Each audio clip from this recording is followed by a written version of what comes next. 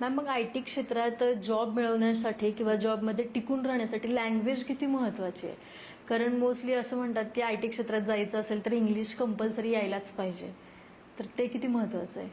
Actually आयटीचा client foreign client आहे, जसं की UK, US, युरोप. मग ह्यांची भाषा कोणती आहे? इंग्लिश.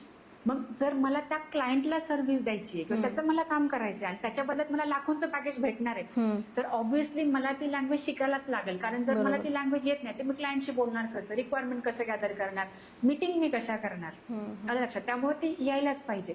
आणि इंग्लिश येणं फार रॉकेट सायन्स नाहीये. महिनाभर जर बरोबर. मन लावून प्रिपरेशन केलं तर ऑब्व्हियसली येतच आपल्याला. आणि IT मध्ये सुद्धा काही ठराविक इंटरव्ह्यू राऊंड्स आहेत, एक 3-4 राऊंड. जसं की MPSC सोबत जर कम्पेअर केलं ना, तर त्या मनाने तर खूप सोपं आहे.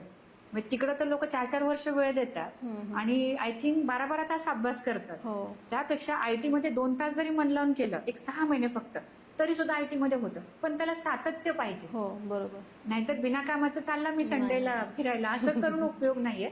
पण इंग्लिशमध्ये एकच मेन मिथ आहे, किंवा आपण ज्याला एक भीती म्हणतो, ती ही आहे की आपण ना डेली बोलत नाही, आपण टाळतो.